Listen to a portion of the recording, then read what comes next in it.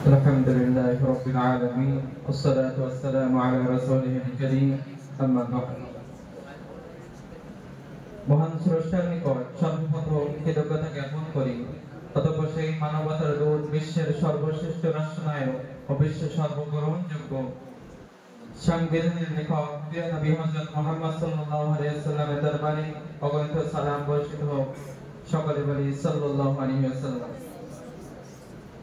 অতঃপর আজ জলসায়ে সিরাতে রাসূল সাল্লাল্লাহু আলাইহি ওয়াসাল্লামের মঞ্চে উপবিষ্ট সুনামধন্য ও মহামান্য সভাপতি সাহেব এবং মঞ্চে উপবিষ্ট শিক্ষক মণ্ডল ও সম্মুখে উপবিষ্ট ছাত্র সকলকে জানাই অন্তরস্থল থেকে অভিনন্দন, শুভেচ্ছা ও প্রাণ ভরা ভালোবাসা। আজ রবিউল আউয়াল মাসে 12 তারিখ আমরা জানি, এই রবিউল আউয়াল মাসে প্রিয় নবী হযরত মুহাম্মদ সাল্লাল্লাহু আলাইহি ওয়াসাল্লাম জন্ম এবং মৃত্যু দুটো ঘটেছিল। সেজন্য এই মাসে গোটা পৃথিবীতে বিশ্ব নবী জীবন চরিত্র নিয়ে আলোচনা করা হয়। আজ আমি আপনাদের সম্মুখে বিশ্ব নবী সাল্লাল্লাহু আলাইহি ওয়াসাল্লামের রাষ্ট্রনীতি সম্মুখে প্রবন্ধাকারে কিছু উপস্থাপন করব ইনশাআল্লাহ। প্রিয় নবী হযরত মুহাম্মদ সাল্লাল্লাহু আলাইহি ওয়াসাল্লাম ইতিহাসে প্রথম কল্যাণ রাষ্ট্র কায়েম করেছিলেন। এমন একটি রাষ্ট্র কায়েম করার জন্য কল্যাণবাদী সাম্রাজ্য ব্যবস্থা অস্তিত্ব পূর্ব শর্ত।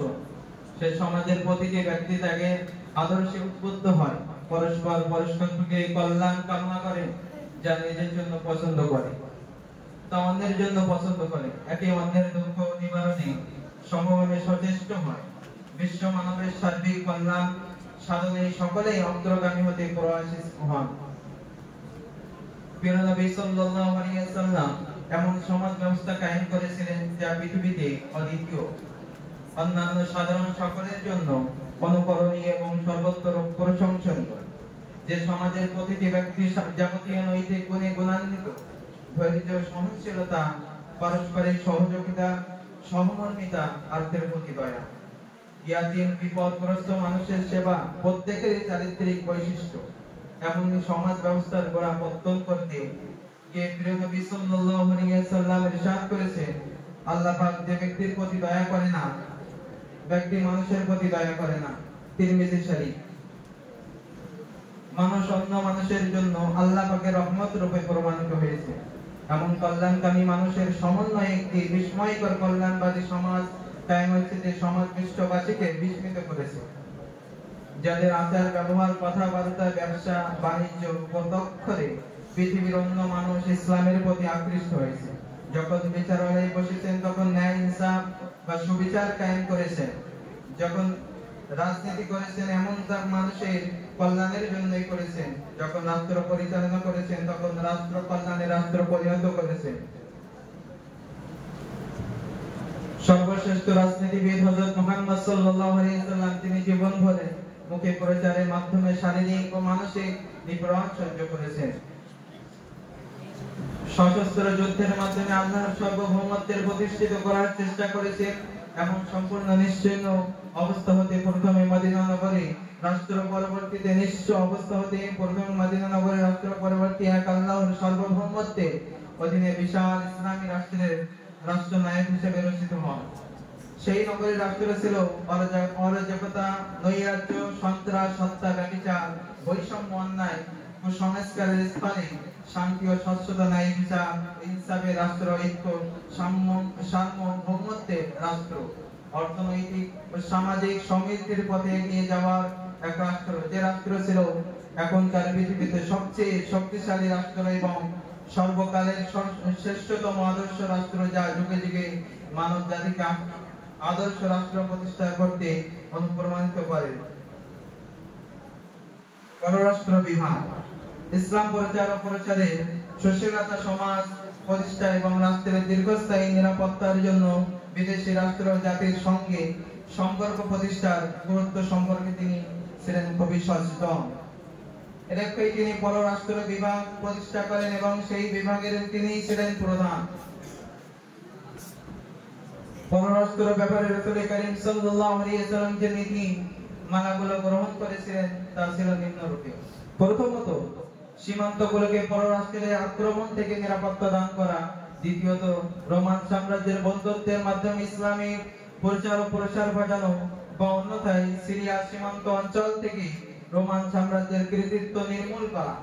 তৃতীয়ত, পার্শ্ববর্তী অন্য রাষ্ট্রের সমূহের রাষ্ট্রপ্রধান ও প্রজা সাধারণদের ইসলামের সুশীতল ছায়াতলে আনয়ন করা। মদিনা রাষ্ট্রে তার 10 বছর ব্যাপী শাসনকালে তিনি 30টির মতো চুক্তি সম্পাদনে করেছেন। 300 গোত্রের সঙ্গে আলাপ আলোচনা করেছেন। বিভিন্ন রাষ্ট্র জাতি ও গোত্রের নিকট 209টি প্রতিনিধি দল প্রেরণ করেন। বিভিন্ন গোত্রের প্রধান ও রাজ্যের নিকট 100-এর বেশি রাষ্ট্রদূত প্রেরণ করেন। 40 জন ব্যক্তির নিকট দাওয়াতি পত্র পাঠান। দেখা যায় তার পররাষ্ট্রের বিভাগ কত বেশি ব্যস্ত ছিল। প্রতিরক্ষা বিভাগ হযরত মুহাম্মদ সাল্লাল্লাহু আলাইহি ওয়াসাল্লাম চেয়েছিলেন ইসলামের সততার আদর্শে উৎকর্ষতার শক্তিপূর্ণ প্রচারের মাধ্যমে ইসলামকে প্রতিষ্ঠিত করতে। কিন্তু চাইলে কি হয়, বারবার বিরোধীরাই তাদের স্বার্থপরতা, কৈলিন্য ইত্যাদি বজায় রাখার লক্ষ্যে বারবার সাম্যবাদী ও ন্যায়ের সমকক্ষ মুসলমানদের উপর অন্যায়ভাবে যুক্তি চাপিয়ে দেয়। তার ন্যায় এর সংরক্ষণে নিজেদের সুরক্ষা ও ইসলামের নিরাপত্তার স্বার্থে নবী সাল্লাল্লাহু আলাইহি ওয়াসাল্লামকে নিরাপদ বিভাগ প্রতিষ্ঠা করতে হয়। এই বিভাগের প্রধান ছিলেন রাসূল করিম সাল্লাল্লাহু আলাইহি ওয়াসাল্লাম। এই বিভাগের জন্য নিয়মিত কোনো সেনাবাহিনী ছিলেন না, কিন্তু প্রয়োজনে তিনি সকল মুসলিমকে সৈনিক হিসাবে যুদ্ধ করতে ও সচেতন ভাবে উৎসাহিত করতে সাফল্য লাভ করেছিলেন। দহিকুল মাকতুম। বর্তমান যুগে এই আধুনিকতার উৎকর্ষের মধ্যস্থ আমরা সর্ববিস্ময়ের লক্ষ্য করি যে আল্লাহ রাসূল করিম সাল্লাল্লাহু আলাইহি ওয়াসাল্লামের ব্যক্তি জীবন ও পারিবারিক জীবন, সমাজ, রাষ্ট্র ও পররাষ্ট্রের নীতি, সাহিত্য, সংস্কৃতির ক্ষেত্রে তিনি যে বিপ্লবী কর্মকৌশল অবলম্বন করেছিলেন, সেই অনুসৃত দিকগুলো আজকের আধুনিকতার চেয়ে অত্যাধুনিকতা ছিল।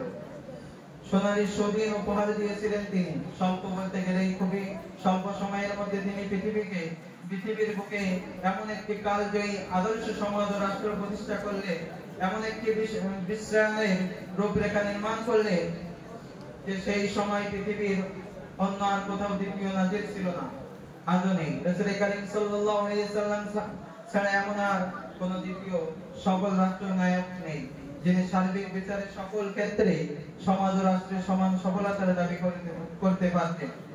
দুনিয়ার অনেক বড় বড় মনীষী জন্মগ্রহণ করেছেন ও শ্রেষ্ঠত্বের পরিচয় দিয়েছেন। অনেকেরই আবার চরিত্রের কোনো কোনো বিশেষ দিকে ত্রুটি ছিল, কিন্তু এই ব্যাপারে হযরত মুহাম্মদ সাল্লাল্লাহু আলাইহি ওয়াসাল্লাম একমাত্র ব্যতিক্রম ব্যক্তি। তিনি জীবনে সকল উত্তম বিষয়ে সর্বোত্তম সাফল্য, কৃতিত্ব এবং শ্রেষ্ঠত্ব অর্জন করতে পেরেছেন। তার চরিত্র ছিল সমন্বয়রূপে নির্দিষ্ট, কলঙ্ক মুক্ত। পৃথিবীর শত শত মহা মনীষী হযরত মুহাম্মদ সাল্লাল্লাহু আলাইহি ওয়াসাল্লামের উচ্চতম সাফল্য, কৃতিত্ব, সর্বশ্রেষ্ঠত্ব কথা মুক্ত কণ্ঠে স্বীকার করেছেন।